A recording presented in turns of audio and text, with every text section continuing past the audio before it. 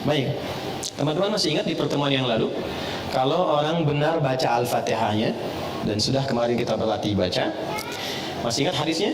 Kalau dia sampai bacaan Iyyaka na'budu wa iyyaka nasta'in, ya Allah, Engkau perintahkan aku sholat, ibadah, sekarang aku sholat. Dan Engkau janjikan saat aku sholat, Engkau akan mengabulkan apa yang aku mohonkan. Sekarang aku punya kesulitan, mohon mudahkan dan kabulkan apa yang akan aku mohonkan. Itu yang dimaksud Iyyaka na'budu wa iyyaka nasta'in. Oke, sekarang saya mau tanya sama teman-teman. Kalau kita diperkenankan untuk meminta apa saja dan itu dikabulkan, kira-kira mau minta apa? Surga. Baik, surga kan di akhirat ya. Rezeki, baik, rezeki di dunia ya. Sehat, apa lagi? Banyak ya? Banyak ya? Dulu kalau nggak salah ada acara di TV itu dalam semenit ambil apa aja gitu kan?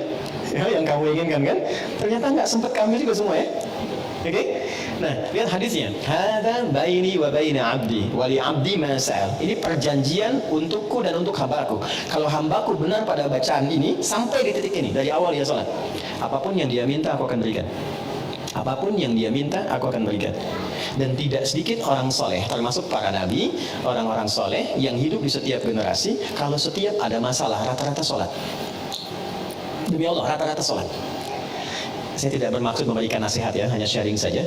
Ada pesan di Quran gini, kalau sedang ada masalah, khususnya di rumah tangga, itu curhatkan di atas sajadah. Itu poinnya. Kalau sedang ada masalah, khususnya di rumah tangga, curhatkan di atas sajadah. Itu ada di Quran surah ke-12 ayat 86. Innama ashku bathi wa huzni ilallah. Adukan, tumpahkan di atas sajadah.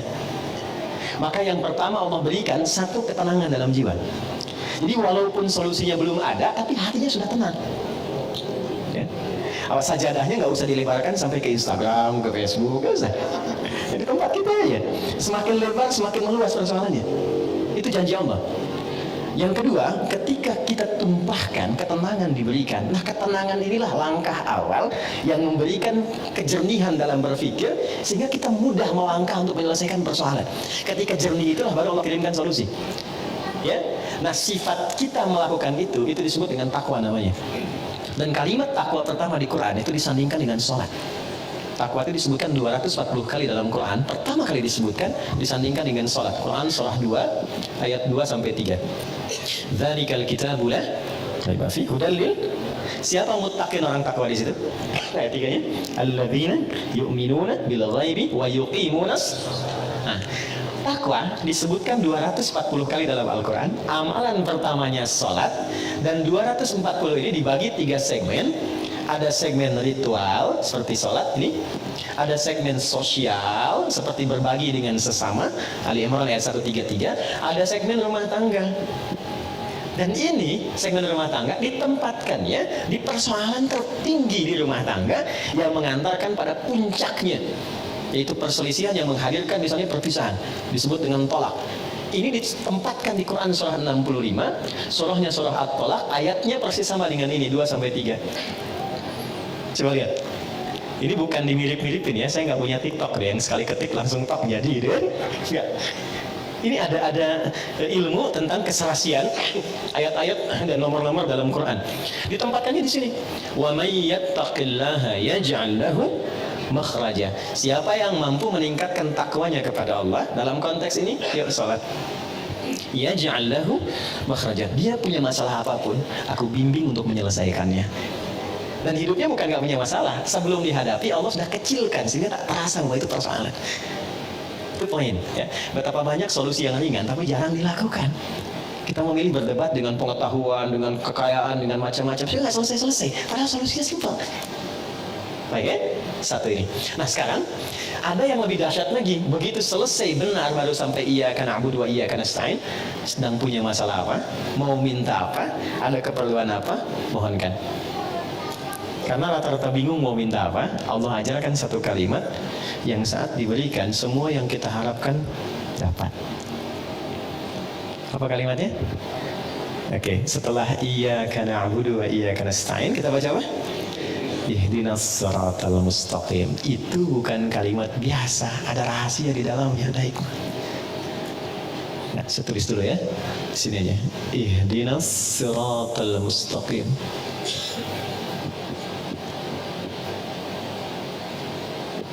Ya. Pelan-pelan. Nanti kita belajar sama-sama cara baca ini dan menyelaraskannya dengan suasana hati kita seperti apa. Karena ini dijawab nanti ketika kita baca, ada jawabannya di ayat lain. Oke? Ihdinas siratal mustaqim. Nah, teman-teman kalau diterjemahkannya apa? Tunjukkan kami jalan yang lurus. Ah, itu terjemah tekstual. Baik, itu bisa efektif dibaca saat haji nanti. Ya, saya pernah jadi petugas 2010. Ada jemaah tersesat, keluar dari maktab, dia bingung ketemu tentara orang Arab, dia nanya. Jadi orang Arab yang nggak bisa bahasa Indonesia, dia yang bisa bahasa Arab. Tapi pintar orangnya, tidak putus harapan, dia buka gelang maktabnya, ditunjukkan, Pak katanya, ihdinas siratal mustaqim. Tunjukkan saya jalan yang lurus ke maktab. Ya? Tapi yang hebat tentaranya itu juga nggak kalah cerdik. Begitu dilihat maktabnya kan ada di gelangnya itu, maka dia tunjukkan siratal ladzina an'amta 'alaihim ghairil maghdubi 'alaihim waladdallin. Lurus jalan ini, jangan belok-belok kamu sampai gitu. Itu pernah kejadian. Oke. Ihdina. Ya Allah, mohon tunjukkan kami. Ihdina itu dari ahda yuhdi, asalnya dari hidayah. Hidayah superlatifnya hudan. Oke, pelan-pelan. Ihdi itu bentuk permohonan. Berikan kami hudan. Ini asalnya. Ya, pelan-pelan. Berikan kami hudan. Apa itu hudan? Hudan itu asalnya semua solusi yang kita butuhkan dalam hidup. Simpel sekali, semua solusi yang kita butuhkan dalam hidup. Contoh, Al-Quran itu disebut hudan oleh Allah. Al-Baqarah ayat 185. Ya syahrul Ramadan alladzi unzila fihi al-Quran hudan linnas. Kenapa Al-Quran disebut hudan? Karena isinya 6.236 ayat dari Al-Fatihah sampai An-Nas, itu semua isinya solusi buat kehidupan kita. Tentang anak ada di situ, tentang pekerjaan ada di situ, tentang maaf ya, semua hal yang kita jalani dalam hidup dari mulai lahir sampai wafat itu ada di situ semua. Jadi bukan ayat bacaan yang hampa makna, bukan. Itu semua kalau dikeluarkan itu ada temanya secara tematik. Imam Al-Bukhari itu mengeluarkan 97 tema dari Quran. Disusun di dalam kitab beliau namanya Sahih Al-Bukhari. Bukan kitab hadis semata, bukan. Itu ada temanya. Dari mulai tentang iman, Anda bertanya kenapa iman saya suka naik turun. Kalau naik semangat ibadah, kalau turun saya agak malas gitu ya. Di sini nanti dikeluarkan ayatnya, topiknya apa, lalu ayatnya, lalu hadisnya, sejumlah 57 hadis. Ada bab bisnis kitabul buyu'. Teman-teman yang pebisnis, pengusaha, pengen belajar value dari Quran dan hadis, membimbing kita bisnis. Ya. Demi Allah saya katakan, sahabat-sahabat Nabi dan tabi'in generasi setelah itu yang mengaji dari topik ini, tema bisnis, itu setelah belajar mempraktekkan tidak pernah ada yang kembali modal. Semua kembali untung. Dan kekayaannya itu di atas rata-rata. Ya, saya mau sebut Abdurrahman bin Auf, itu sebelum masuk Islam dan belajar dari Quran, itu kekayaannya itu standar aja walaupun kaya. Tapi setelah masuk Islam, itu kemarin riset saya tentang beberapa para sahabat, itu kekayaannya divaluasi kalau kekinian itu sampai dengan 72.000 triliun. Dan ini riset ilmiah yang kemarin kami kaji, 72.000 triliun. Sekarang Elon Musk baru 3.000 ya. Jeff Bezos juga demikian kan, baru di kisaran itu dulu 72.000. Dan hebatnya masuk surga juga tuh. Iya, masuk surga juga daripada miskin gak jelas kan. Nah ini masuk surga juga. Oke. Jadi poinnya begini. Saya agak cepat langsung karena waktu kita terbatas. Ihdina, ya Allah, berikan aku hudan, solusi dari masalah yang aku rasakan sekarang. Nah, saat teman-teman membacakan itu, coba di hatinya rasakan sedang punya masalah apa yang dirasakan. Gitu. Ini jarang dibaca begitu kan? Kan normal saja kan? Ihdinas siratal mustaqim, siratal ladzina an'amta 'alaihim ghairil maghdubi 'alaihim waladdallin. Amin, selesai. Sampai di situ benar untuk menggugurkan rukun dalam salat. Sah salat ini. Tapi Anda nggak dapat ini. Nggak dapat kenikmatan nih. Jadi begitu Anda bacakan ihdinas siratal mustaqim, rasakan dalam hati kita, nggak perlu diungkapkan, kita belum sujud, nggak perlu diungkapkan, rasakan dalam hati ada masalah apa yang dibawa dalam sholat. Karena Allah itu maha tahu, orang sholat itu pasti punya persoalan, pasti bawa masalah. Ini kan tenang-tenang senyum-senyum itu, ya boleh jadi juga ada masalah kan. Nggak semuanya tenang kan dalam hatinya kan, sama. Nggak ada orang dari subuh sampai zuhur nggak punya masalah, itu nggak ada itu. Ya nggak ada, semua orang punya persoalannya. Maka Allah tunggu sampai zuhur itu, kita minta supaya diselesaikan. Maka ketika selesai zuhur, nikmat kita menjalani siang sampai sore. Itu hikmahnya demikian, filosofinya begitu. Jadi begitu Anda bacakan ihdinas siratal mustaqim, ya Allah mohon berikan solusi ya, atas semua persoalan yang hamba sedang rasakan saat ini, dan Engkau maha mengetahui dengan itu semua. Oke. Lalu Allah berikan. Saya mau tanya teman-teman, mohon izin ya. Kalau diberi itu pengen cepat, pengen lambat? Ingin mudah, ingin sulit? Mudah kan? Baik. Kalau ada jalan berliku dengan jalan lurus, yang paling cepat yang lurus atau yang belok-belok? Lurus kan? Nah, lurus itu namanya siratal mustaqim. Mustaqim itu lurus, artinya mudah. Sirat itu lapang. Jadi sirat itu jembatan kan yang sering kita pahami ya, jembatan itu sebetulnya bukan jembatan sempit. Kan Nabi pernah sampaikan kayak rambut di bawah 7 kan? Ya kan? Nah, itu menjadi sempit pada orang yang banyak maksiat dan kurang amal. Tapi bagi orang yang dekat dengan Tuhan, dia mendedikasikan kegiatan di dunianya untuk beribadah kepada Allah dengan berbuat baik, maka itu menjadi lapang. Ketika lapang itulah menjadi surat namanya. Paham? Baik, jadi seakan kita minta begini, ya Allah, mohon berikan aku solusi dan lapangkan saat aku menerimanya, serta mudahkan dalam prosesnya. Jelas? Lapangkan aku saat menerimanya dan mudahkan dalam menjalani prosesnya. Oke. Saya kasih pertanyaan, kalau bisa jawab saya kasih hadiah umroh ya. Saya serius. Saya serius. Bintang 5 di Mekah Madinah. Oke. Salat sendiri kan? Ya kan? Walaupun berjamaah kan kita sendiri kan? Ya kan? Nanti sifatnya jamaah dengan banyak orang. Kenapa di sini mintanya tunjukkan pada kami, padahal kita sendiri? Ihdina. Kenapa enggak ihdi? Oke, silakan. Ya. Boleh?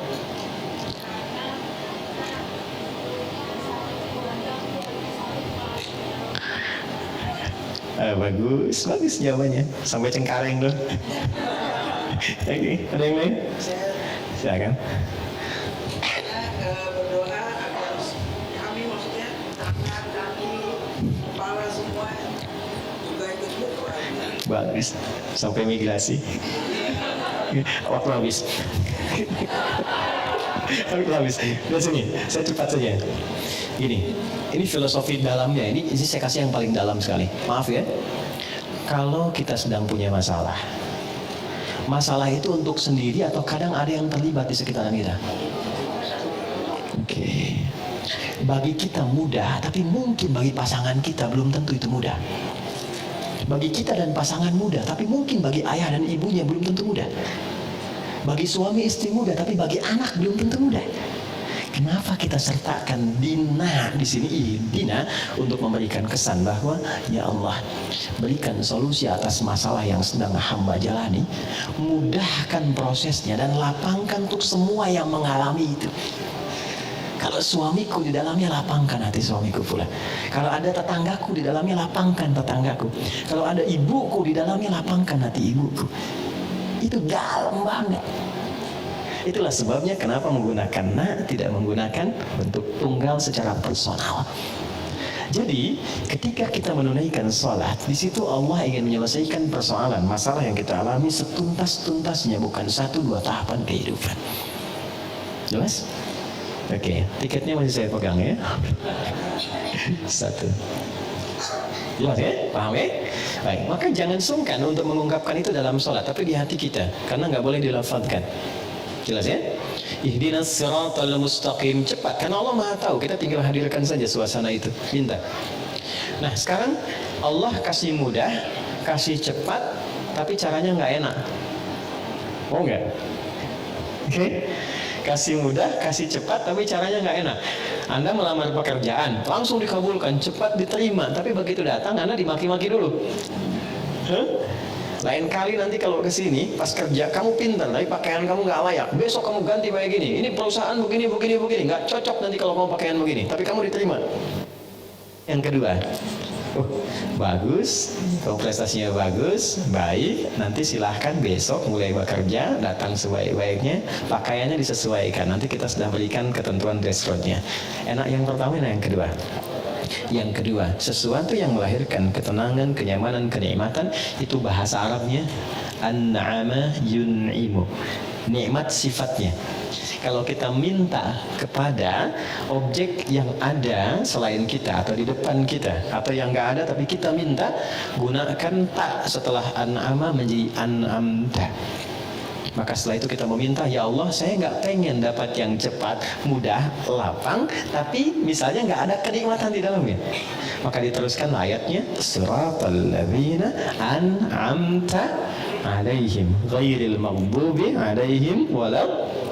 Ya, jangan sampai di situ ada, mohon maaf ya Allah, ya kita minta misalnya, ya Allah, jangan sampai solusi itu datang diberikan, tapi muncul juga rasa-rasa yang tidak mengenakan, mengarahkan kepada hal-hal yang tidak menyenangkan.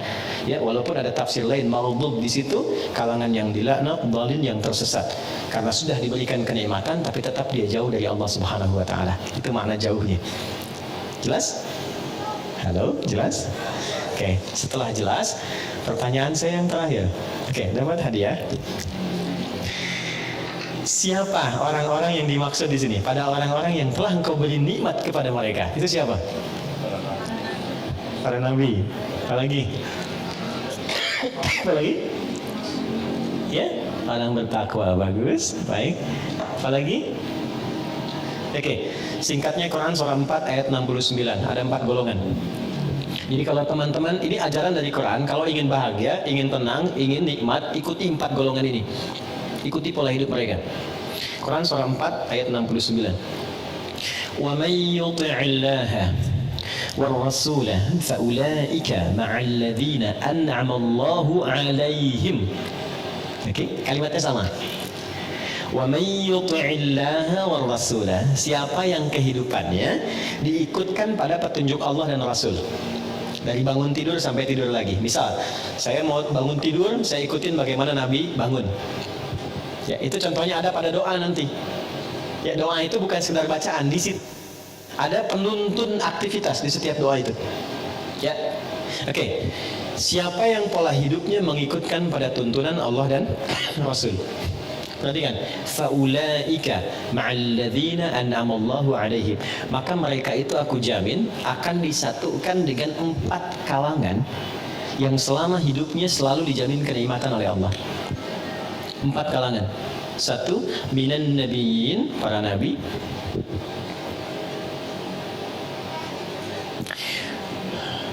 2, siddiqin, orang-orang yang membenarkan Quran dan mengamalkannya. Misal, kata Quran, berjilbablah perempuan, maka dia membenarkan ayatnya dan mengamalkannya. Itu siddiq namanya. Jelas? Laki-laki misalnya, bangunlah tahajud walaupun sunnah. Anda benarkan ayatnya, Anda amalkan itu disebut siddiq. Yakin sepenuhnya dengan mengamalkannya. Kenapa Abu Bakar disebut siddiq? Karena beliau paling yakin apapun yang Nabi sampaikan itu seketika diyakini, walaupun bagi sementara orang itu belum mampu ya dipahami dengan logikanya. Karena itu disebut dengan Abu Bakar as-siddiq. Oke, 3 ini siddiq. 3 syuhada, orang yang wafat yang saat hidupnya sering mendedikasikan kegiatannya untuk ibadah. Maaf ya, jangan hanya dipahami berperang misalnya secara militer, tidak. Anda bekerja niatkan karena Allah, Di rumah tangga niatkan karena Allah. Posisikan istri sebagai titipan Allah, istri suami sebagai titipan Allah. Menyayanginya karena Allah. Posisikan anak sebagai titipan Allah. Saya tanya teman-teman nih, antum cintai istri itu karena Allah atau karena sayang? Berat sekali jawabnya ya. Oke. Anda cintai anak itu karena Allah atau karena sayang? Oke, kalau karena Allah itu ada dua cirinya. Satu, dia akan memastikan yang dicintainya itu selalu berada dalam hukum-hukum Allah. Oke? Jangan dibayangkan terlalu ekstrim, tidak. Ya, misalnya apa? Sholat, diajak sholat, diingatkan ngaji misalnya, didekatkan pada yang baik-baik. Istri pesan ke suami cari yang halal ya, jangan pernah datangkan yang haram misalnya. Itu sudah cukup menjadikan Anda berjuang hidup untuk menaati Allah. Kalau wafat, itu disebut wafatnya fi sabilillah. Orang yang disebut syahid, zamannya syuhada. Jadi ada 3 jenis syuhada itu. Syuhada yang wafat saat ada dinas militer, ya, itu langsung syahidnya dunia akhirat. Ada syahidnya seperti tadi saya sampaikan, merawat anak karena Allah, ibunya meninggal, syahid, syahidnya syahid akhirat, dimakamkan seperti biasa tapi statusnya syahid. Itu kenikmatan surganya luar biasa. Kalau nggak percaya silakan lakukan dulu ya, nanti saat di ujung kematian itu ditampakkan hasilnya. Yang keempat, solihin, tingkat paling akhir. Wassalihin. Ya, saya akhiri di sini dengan cepat. Solihin itu singkatnya orang yang memastikan semua kegiatannya baik. Ya, kalau memandang yang baik. Kalau bicara, dibicara yang baik-baik. Kalau kira-kira yang mau dikeluarkan itu kurang baik, dia tahan, dia nggak ungkapkan. Ketemu sama istri nih, ada beda pendapat, dia mau cerita, kemudian mau keluar kata-kata nggak baik, dia jaga supaya menenangkan istri, nggak menyinggungnya. Itu masuk kategori ini. Oke? Begitu sebaliknya, ujung kepala sampai ujung kaki dia arahkan melangkah pada yang baik, bekerja yang baik, maka masuk kategori ini. Untuk perempuan salihat, untuk laki-laki salihin. Ini poinnya. Jadi kalau ada orang-orang ingin hidup tenang, ingin nyaman, minimal ikuti pola hidup para nabi, nggak terjangkau yang ini, atau paling minimal jadilah orang baik yang tidak melukai orang lain atau bahkan diri sendiri. Jelas? Saya tutup bagian terakhir, ghairil maghdubi alaihim waladdallin. Kemudian diucapkan apa? Amin. Nah, amin itu ketika dilafazkan artinya mohon kabulkan ya Allah. Karena kita sudah meminta sampai ujung tadi, mohon kabulkan ya Allah. Alhamdulillah, kita telah menyimak bersama ceramah yang penuh dengan hikmah dan pencerahan dari Ustaz Adi Hidayat. Dalam ceramah ini, banyak pelajaran berharga yang kita dapatkan tentang bagaimana seharusnya kita menjalani hidup, terutama dalam menghadapi masalah dan kesulitan. Salah satu pesan utama yang disampaikan oleh Ustaz adalah tentang keutamaan sholat dan doa, yang tidak hanya sekedar kewajiban, tetapi juga merupakan jalan untuk mendekatkan diri kepada Allah dan memohon petunjuknya dalam setiap langkah kehidupan kita. Ustaz menjelaskan bahwa dalam sholat, kita sebenarnya diberikan kesempatan untuk memohon apapun yang kita inginkan kepada Allah. Dan jika kita benar-benar melaksanakan sholat dengan khusyuk dan penuh pengharapan, Allah berjanji akan mengabulkan permintaan kita. Salah satu doa yang kita baca dalam sholat adalah Ihdinas Syiratal Mustaqim. Kita memohon kepada Allah untuk memberikan petunjuk dan jalan yang lurus, yang bukan hanya berlaku untuk kehidupan akhirat, tetapi juga untuk kehidupan dunia kita. Selain itu, Ustaz mengingatkan kita untuk tidak hanya mengandalkan pikiran dan kekuatan pribadi dalam menghadapi masalah. Saat kita menghadapi kesulitan, terutama dalam urusan rumah tangga, sebaiknya kita curhatkan di atas sajadah kepada Allah. Hal ini sejalan dengan surah Yusuf, Quran surah ke-12 ayat 86, yang mengajarkan kita untuk mengadukan masalah kita kepada Allah. Ketika kita melakukannya dengan ikhlas dan penuh ketenangan, Allah akan memberikan ketenangan dalam jiwa kita terlebih dahulu, meskipun solusi atas masalah tersebut belum datang. Takwa adalah inti lain yang disampaikan dalam ceramah ini. Takwa bukan hanya sekedar ibadah ritual seperti sholat, tetapi lebih kepada keikhlasan hati dan kesungguhan kita dalam menjalani kehidupan sesuai petunjuk Allah. Ustadz mengingatkan kita bahwa takwa harus selalu disandingkan dengan sholat.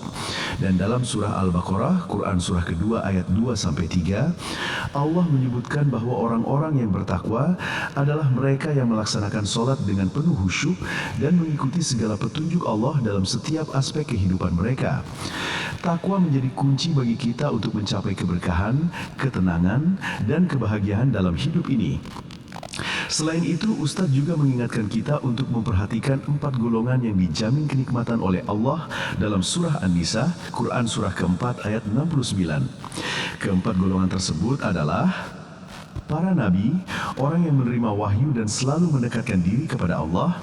Siddiqin, mereka yang sangat yakin dengan ajaran Allah dan Rasul-Nya serta mengamalkannya tanpa ragu. Syuhada, mereka yang berjuang di jalan Allah baik dalam pertempuran maupun dalam segala aktivitas kehidupan yang bernilai ibadah. Sholihin, orang-orang yang menjaga setiap tindakan dan perkataan mereka untuk selalu berbuat baik. Jika kita ingin hidup yang lebih tenang, lebih diberkahi, dan mendapatkan kenikmatan Allah, maka kita harus kembali kepada Al-Quran dan sholat. Dengan mengikuti pola hidup orang-orang yang bertakwa, kita akan menemukan kedamaian, kebahagiaan, dan solusi atas masalah-masalah yang kita hadapi. Inilah yang menjadi inti dari ajaran Islam yang harus kita amalkan dalam kehidupan sehari-hari. Jika video ini memberikan manfaat dan pencerahan untuk Anda, jangan lupa untuk like, share, dan subscribe agar lebih banyak orang yang bisa merasakan manfaat dari ceramah ini. Dengan berlangganan, Anda akan terus mendapatkan konten-konten yang bermanfaat dan menginspirasi. Dan yang terpenting, mari kita doakan Ustadz Adi Hidayat di kolom komentar. Doa kita adalah bentuk rasa terima kasih atas ilmu yang telah beliau bagikan kepada kita. Semoga Allah senantiasa memberikan kesehatan, keberkahan, dan kekuatan kepada beliau agar beliau terus dapat menyebarkan ilmu yang bermanfaat bagi umat ini. Terima kasih telah menonton video ini sampai akhir. Wassalamualaikum warahmatullahi wabarakatuh.